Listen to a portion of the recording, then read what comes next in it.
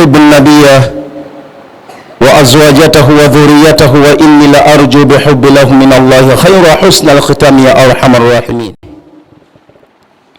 Baada kumshukuru Mwenyezi Mungu Subhanahu wa Ta'ala na kumtakia rehma na amani si mwingine bali ni mtume wetu Muhammad sallallahu alayhi wasallam, awali ya yote nakuhusieni pamoja na kuhusia nafsi yangu katika swala zima la kumcha Mwenyezi Mungu Subhanahu wa Ta'ala. Ndugu zangu Waislamu, mara nyingi tumekuwa tukisema hatukuumbwa sisi wanadamu. Lengo na hekima ya kuumbwa sisi wanadamu ni kushikamana na mafundisho ya Mwenyezi Mungu Subhanahu wa Ta'ala, kama Mwenyezi Mungu alivyotuamuru ndani ya Qur'ani yake takatifu pale alipoanza kwa kusema baada a'udhu billahi minash shaitanir rajim wama khalaqtul jinna wal insa illa li'abuduni. Viumbe sisi wanadamu pamoja na majini, hekima ya Mwenyezi Mungu, tumeumbwa sisi ili tushikamane na yale atakayo Mwenyezi Mungu Subhanahu wa Ta'ala. Ndugu zangu Waislamu, anwani ya hutuba yetu ya leo itakuwa kama ifuatavyo: athari ndiyo msingi wa kila jambo alifanyalo Muislamu. Athari ndiyo msingi wa kila jambo alifanyalo Muislamu. Ndugu zangu Waislamu, tunafahamu sote tumo kwenye huu mwezi ama tumo miongoni mwa miezi mitukufu. Mashekhe wamezungumza sana na sisi tumesikia sana na tumesoma sana. Sasa leo mimi anwani yangu itakuwa ni hii: tuangalie athari katika uhalisia wetu. Ndugu zangu Waislamu, kwa kuwa muda wetu ni mdogo sana,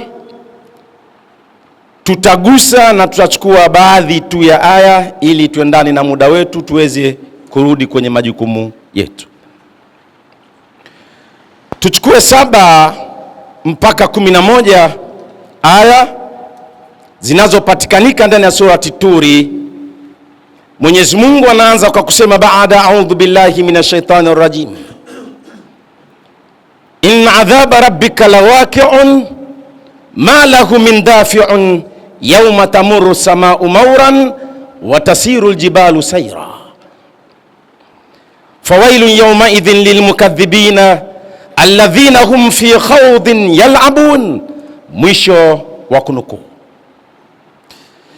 Nikitoa maana ya neno kwa neno, Mwenyezi Mungu anasema inna adhaba rabbika lawaqi'un, hakika adhabu ya Mola wako itatuka. Lakini akaendelea akasema ma lahu min dafi'un, hakuna yoyote mwenye kuhamiwa na adhabu hiyo pale Mwenyezi Mungu itakapokuwa imetuka kwako adhabu yake.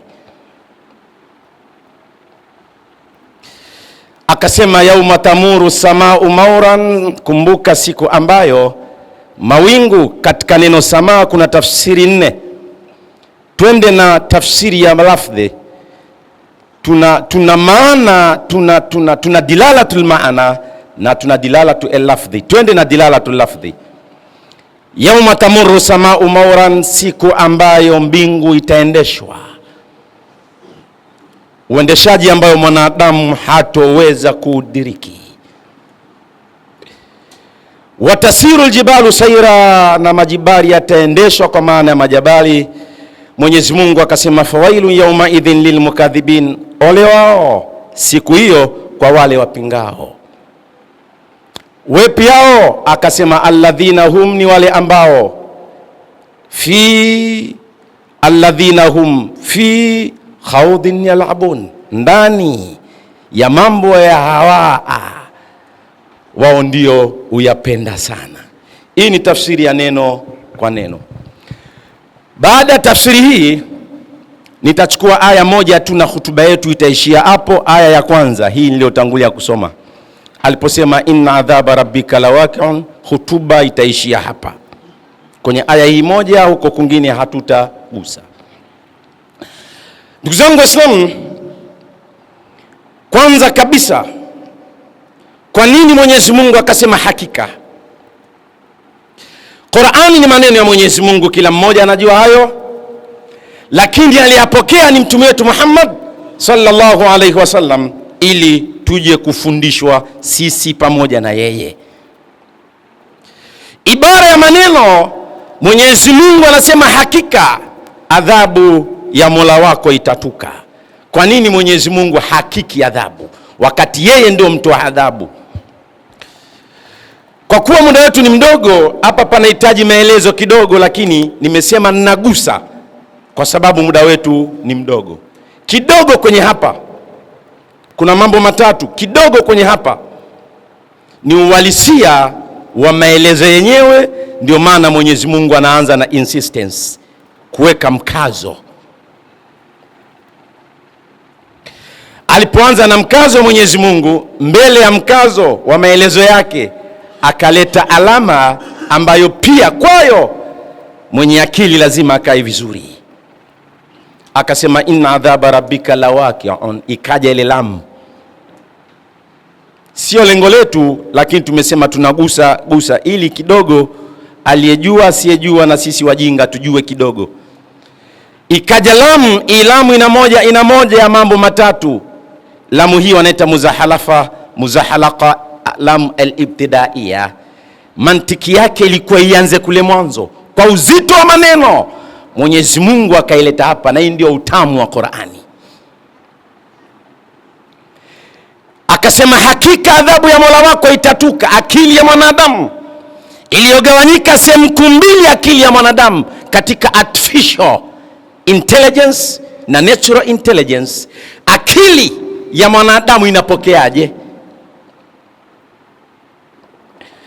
Sasa tukienda kwenye akili ya kawaida ya mwanadamu, wakati anakwenda kupokea uhalisia wa adhabu ya Mungu, anapokeaje? Nimesema kuna mambo matatu, lakini ninagusa kutokana na muda ni mdogo sana. Tukiacha huko tulikogusa, twende katika moja ya sababu ya ushukaji wa aya hii, tuangalie athari. Ndio msingi wa matendo ya Muislamu, hayo ayafanya, ndio anwani yetu hiyo. Tukaiangalia hiyo athari kwenye aya hii.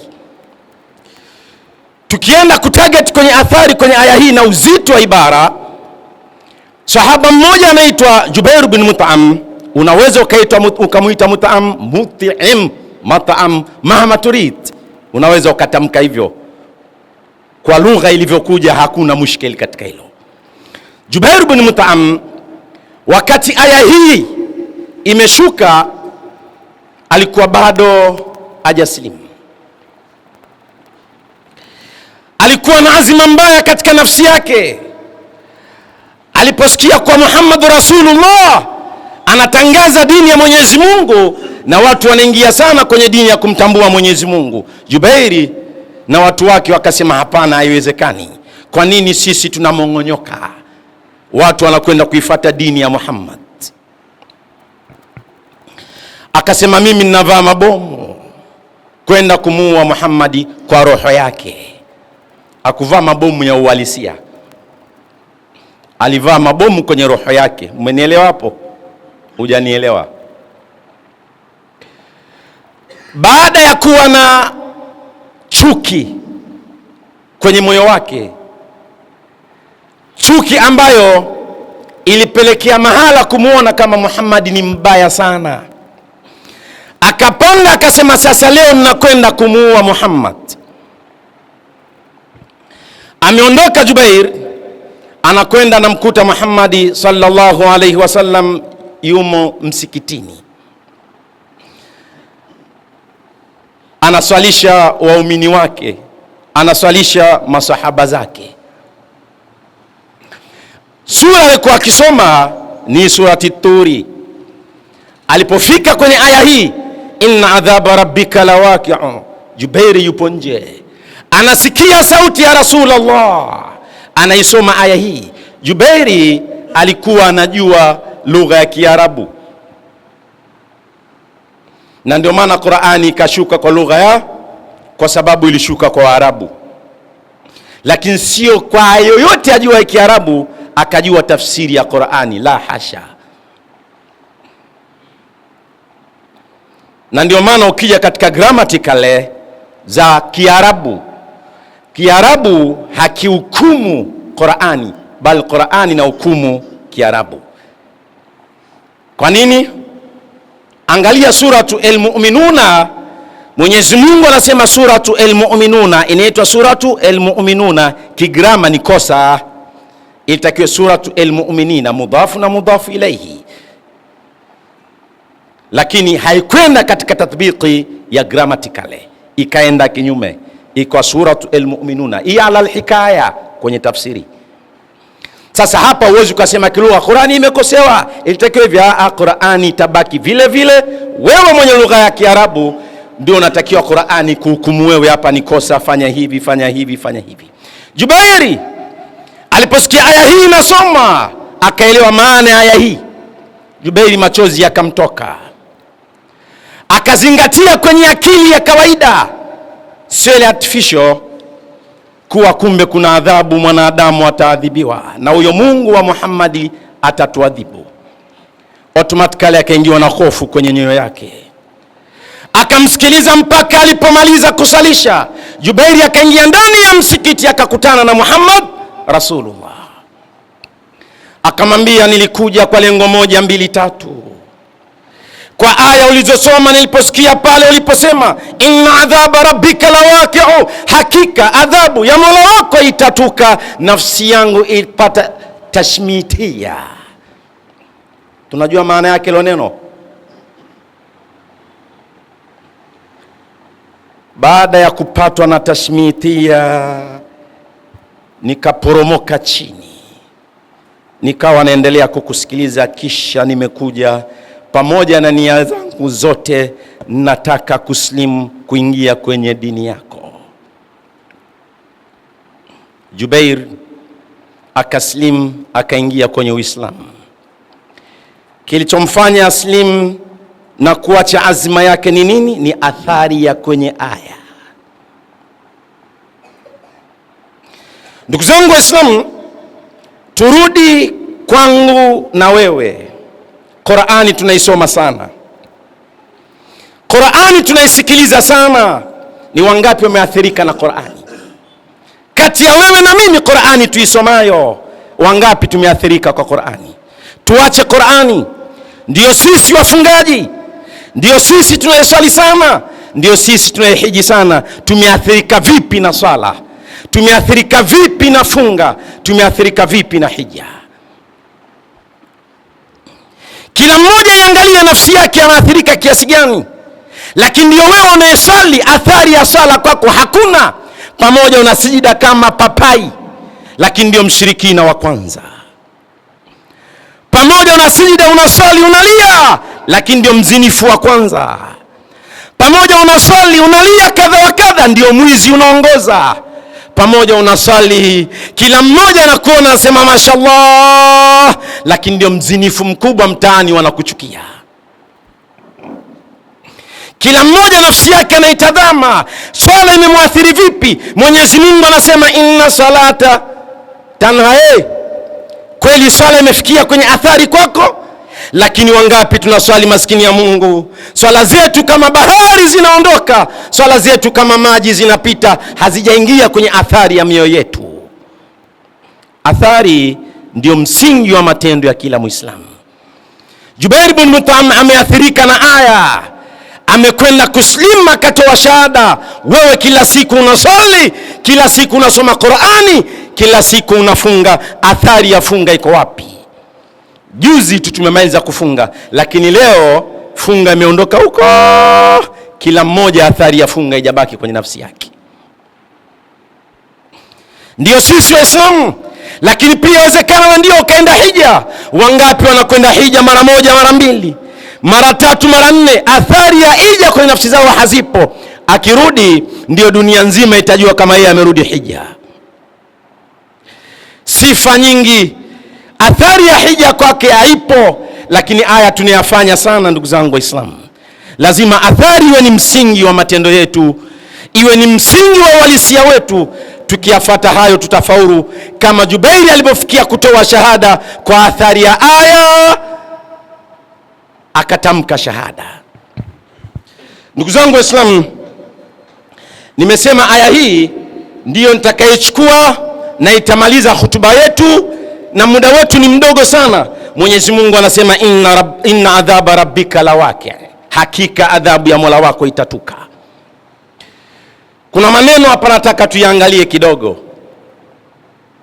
Mwenyezi Mungu, kila mmoja anajua kuwa Mungu ndiye Mungu, na hiyo ndio imani ya Muislamu kuwa Mungu ni.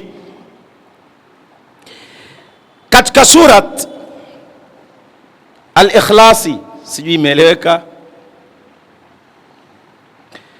Mwenyezi Mungu anasema qul huwa Allahu ahad, akusema qul huwa Allahu wahidun.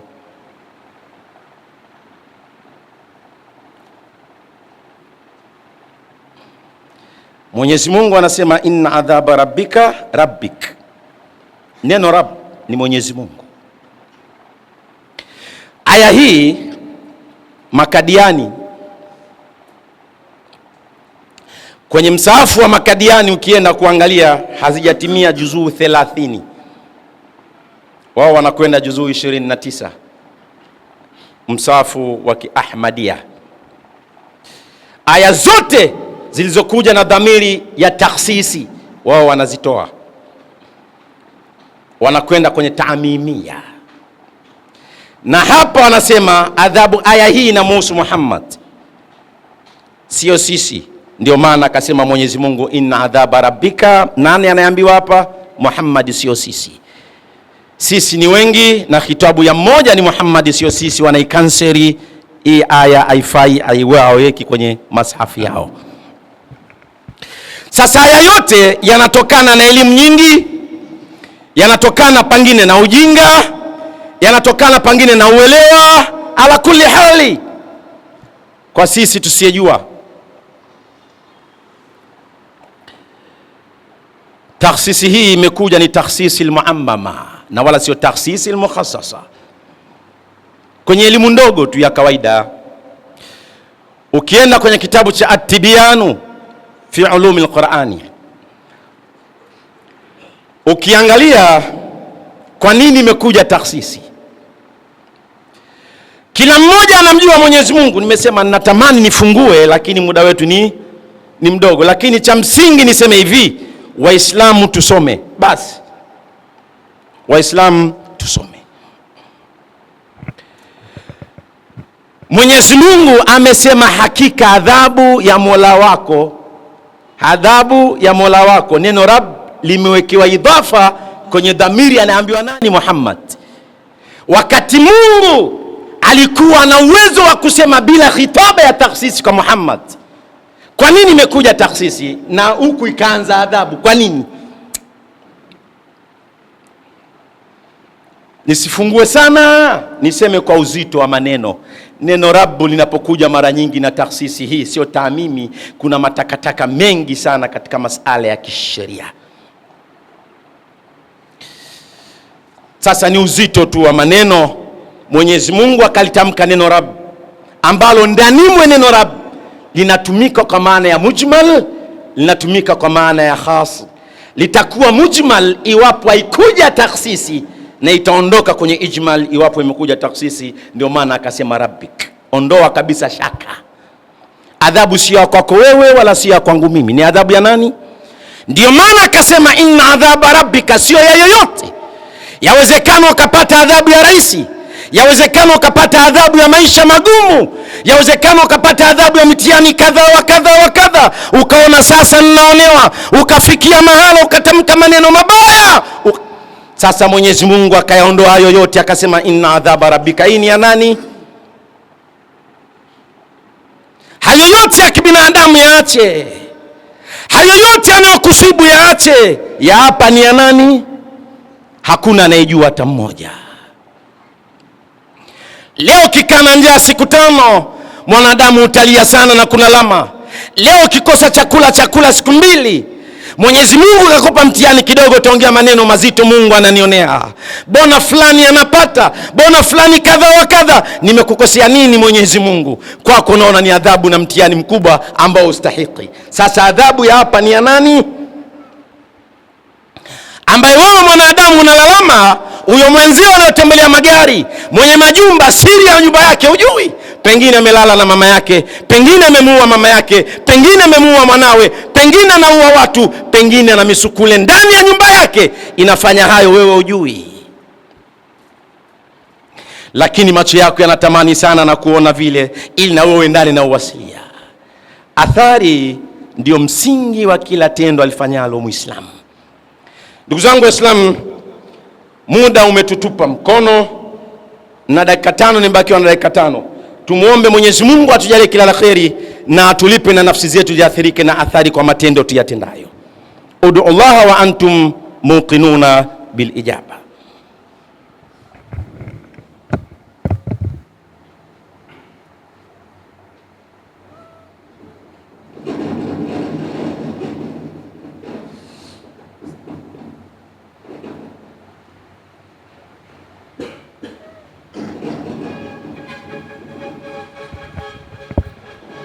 إن الحمد نحمده ونستعينه ونستغفره ونعوذ بالله من شرور أنفسنا ومن سيئات أعمالنا من يهده الله فلا مضل له ومن يضلل فلن تجد له وليا مرشدا أشهد أن لا إله إلا الله وأشهد أن محمدا عبده ورسوله وبعد. Ndugu zangu Waislamu, nimalizie kwa kuwa muda umekwenda, lakini anwani ni ile ile. Athari ndio msingi wa kila tendo la. Kwenye athari hii tumetaja kidogo, kuna mambo mengi. Mwenyezi Mungu aliposema inna adhaba rabbika lawaqi', nilisema nitachukua aya hii na nitamaliza kwenye aya hii, na muda wetu hautotosha, nagusa kidogo kidogo. Kipengele cha waqi'u sijakigusa, niko katika inna adhaba rabbika. Bado lawaqi'u, kwa nini imekuja lawaqi' kwenye wazni wa ism fa'il, kwenye wasfu hizo? Sasa hapa tumalizie kwa maneno katika moja ya riwaya tatu. Wanasema riwaya hizo ni dhaifu, lakini wekwenza kuzipeleka katika fadhail, afdal fadhail al-a'mal, wakasema zinafanya kazi, na ni mlango aliotembea nao Imam Shafi'i rahimahullah rahmatan wasi'a, Mungu amrehemu. Bingwa huyu katika wanavyoni wote na wakubali, lakini bingwa huyu mashallah na mkubali sana.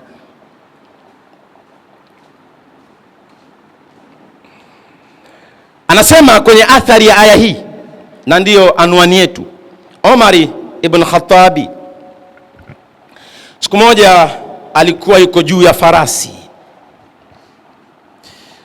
Alipokuwa juu ya farasi anakwenda kumtembelea sahiba yake, na hii wakasema ni moja katika miongoni mwa sababu za an-nuzul.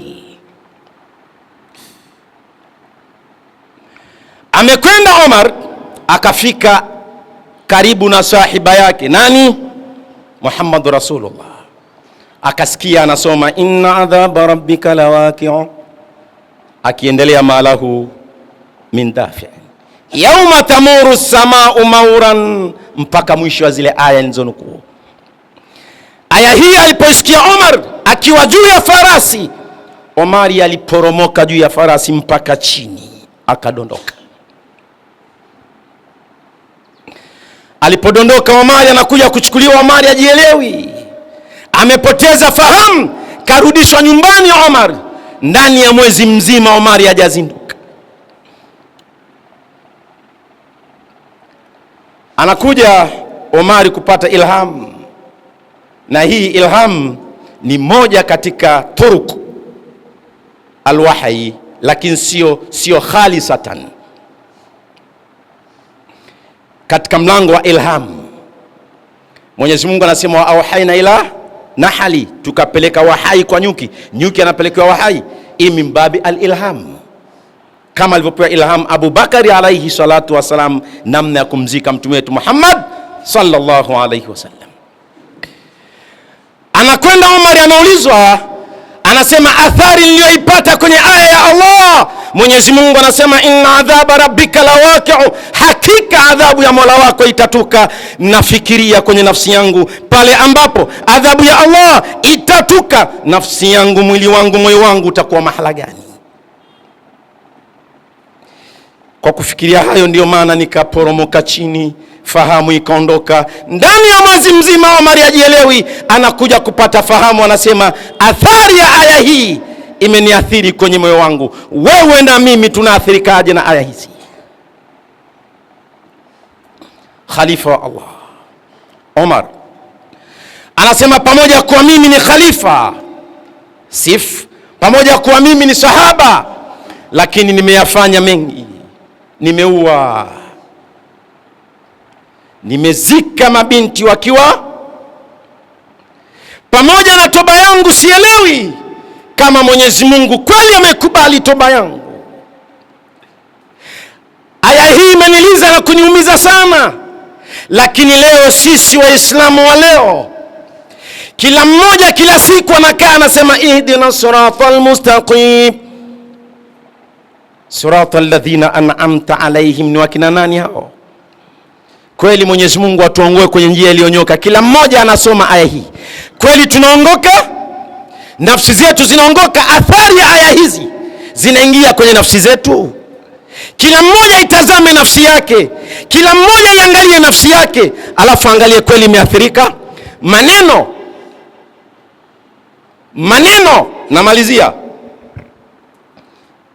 ya Imamu Ash-Shafi'i akasema aqalu nasi man taraka dunya qabla an tatruk wa anara qabrahu qabla an yaskuna fihi wa arda rabbahu qabla an yalqahu wa salla al-jama'ata qabla an tusalla alayhi wa hasaba nafsahu qabla an tuhasab. Haya maneno ya Imam Shafi'i anasema mtu mwenye akili zilizo na akili ni yule aliyeacha dunia kabla dunia haijamwacha, na kaingarisha kabri yake kabla hajaingia. Nani anayetembea na taa ya kabrini? Nani anayetembea na tochi ya kabrini? Nani anayetembea na nuru ya kabri lake? Nani? Si ndio wewe unatembea na simu yako, password unayo wewe. Ndani ya simu yako kuna picha chafu, ndani ya simu yako kuna mambo machafu. Ukifa amna anayejua password, hayo yanaendelea, si ndio wewe? Sasa hii ndio kabri yako iliyoingarisha. Kila mmoja anakaa, umeona mambo ya leo, anaangalia picha za X ndani ya mitandao. Macho yake anapunguza quwwatu an-nadhara kwa ajili ya kuangalia mambo ambayo mwanga unaathiri kwenye macho yake, lakini anaona hapana, hauathiri. Anaweza akakesha kwenye hayo. Raka mbili aseme asimame aswali mbili ya ndani ya dakika mbili. Lakini ndio wewe na mimi mashallah, dakika 90 ulizokaa kutazama mpira unaona hapana, bado za nyongeza, bado kaza, bado dakika 10-15 za kukaa kusikia maneno ya Mungu na kereka, nafsi yako inakasirika. Kwa nini unasema haya? Na pengine nakugusa, sema fulani ananisema. Hakuna anayesemwa, lazima mazungumzo yatuguse wewe na mimi. Cha msingi ufanyayo badilika, ndio dawa na ndio siri. Wala usikasirike, lia na nafsi yako, lia na yako, lia na matendo yako. Sema ya Rab, nimekosea, sasa naacha, narudi kwenye msima. Akasema wa anara qabrahu qabla an yaskuna fihi, akaingarisha kabla yake kabla hajaenda kuishi ndani ya kabri. Wa arda rabbahu qabla an yalqahu, akamrizia Mola wake kabla hajakutana naye. Na akawa anaswali jamaa kabla hajaswaliwa. Unaweza ukaswaliwa jamaa isiyokuwa na rukuu, ama ukaswaliwa jamaa isiyokuwa na sijida, ama ukaswaliwa jamaa hata aliyekuwa amevaa viatu anaweza akakuswalia salatul janaza. Kwa maana hakuna swala ya jeneza, hii ni alal kinaya na majazi, ni swala ya kumswalia ilikuwa ndani ya nini. Sasa usifikie mahala unakuja kuswaliwa swala ambayo haina rukuu. Ndani ya swala ya jamaa unakimbia. Wapo watu wanaona msikiti kama kituo cha polisi, wapo watu wanaona msikiti kama defender. Akiliona pita kule anapita huko, lakini akiambiwa sehemu fulani wanauza shilingi 3,000, wapi? Kijiwe kipo huko, wapi? Nionyeshe. Ndio wewe na mimi. Sasa akasema wa hasaba nafsahu qabla an tuhasab huyo ndo mwenye akili, anafuatilia zile athari akaitathmini nafsi yake kabla hajatathminiwa na Mwenyezi Mungu. Mwenyezi Mungu atujalie kila la kheri, tuyafanyie kazi haya, nafsi zetu ziathirike, tuendane na uhalisia wa haya tuyafanyayo, ili tubebe uhalisia wa athari, zionekane athari kwenye nyuso zetu, zionekane kwa sisi mashekhe. Mtaniwa radhi kidogo muda huo. Kwa sisi mashekhe, shekhe akitaona jambo basi anasimama kwenye media hizi kadha kadha kadha kadha kadha. Ndio maana sisi mashehe elimu hatuna sasa hivi, kwa sababu hatuna uchamungu, insafi ya elimu hatuna. Anayekosea nenda mfate, sio unasimama kwenye media ndio kazi ya leo, kila mmoja analopo. Ndio maana dini anabaki anaiami mwenyewe Mwenyezi Mungu. Lakini sisi mashehe hakuna kitu, kutukanana kadha kadha, anajua yule, wewe hujui. Mtume wetu Muhammad automatically kama mwanadamu kakosewa, Mwenyezi Mungu anasemaje? Abasa wa tawalla. Nini hiyo? Kuna ubusu katika neno abasa, ya abas, abis, maabus, al-ubusu kwa nani? Sasa watafsiri wakaja hapa katika neno abasa, moja mambo mangapi? Huyu ni mtume, na ndio maana kwenye sunna zimegawanyika sehemu nne. Kuna sunnatu an-nafila, tukiacha huko kaulia, fi'liya, takriria na ada. Kwenye ada kama mwanadamu lazima haya yapatikane, lakini Mwenyezi Mungu akasema abasa wa tawalla. Nani angesimama 1 2 3? Leo wewe ukisimama inafika mahala hata mpiga dufu eti anaonekana kafiri. Kakwambia nani? Tuache ujinga, Uislamu haujasema hivyo. Kama wewe unaona 1 2 3 kwa elimu yako na huyu kwa ujinga wake, tufundishane, tusikufurishane. Angalia ule sahaba aliyetamka kumwambia mwenzake munafiki, Mtume akamkataza, akamwambia wewe unamjua mnafiki? Pamoja akasema alamatu munafiki 3, lakini hakuna kumfomu mtu kasema fulani mnafiki, Mtume kakataza. Leo tunafika kusema kafiri kadha. Ndio maneno yetu maskini ya Mungu. Mungu tusamee, Mungu tuepushe na haya na tunusurishe na haya. Inna Allaha malaikatahu yusalluna ala nabi ya ayyuhalladhina amanu sallu alayhi wa sallimu taslima. Allahumma salli ala Muhammad. Naam. Nasubiri. Allahumma salli ala Muhammad wa ala ali Muhammad kama sallaita ala Ibrahim wa ala ali Ibrahim fil alamin innaka Hamidul Majid. Allahumma rabbana arda an Abi Bakr as-Siddiq taki wa Umar al-Faruq naki wa Uthman dhin-Nurayn zaki wa Ali wa fi radhi wa maridan sahabati la yajma'in wa at-tabi'in lahum bi ihsan ila yawmiddin. Allahumma rabbana haqqaqa zkunna tibaa wa arna al-batila batilan ijtinaba. Allahumma rabbana a'izna bil Islam ya arhamar rahimina ya arhamar rahimina irhamna bi rahmatika ya arhamar rahimina. Ya Rabbi usul ikhwanana fi Filistin, ya Rabbi usul ikhwanana fi Filistin, ya Rabbi usul ikhwanana fi Filistin, wansul muslimina fi kulli makan ya arhamar rahimin, wa dammir a'da'aka wa a'da' al-islam ya arhamar rahimin. Ibadallah, inna Allah ya'murukum bil 'adli wal ihsani wa ita'i dhil qurba wa yanha 'anil fahsha'i wal munkari wal baghi ya'idhukum la'allakum tadhakkarun. Fadhkurullaha alazim yadhkurukum washkuruhu ala ni'amihi yazidukum wa la dhikrullahi akbar wallahu ya'lamu ma tasna'una wa aqimis salat.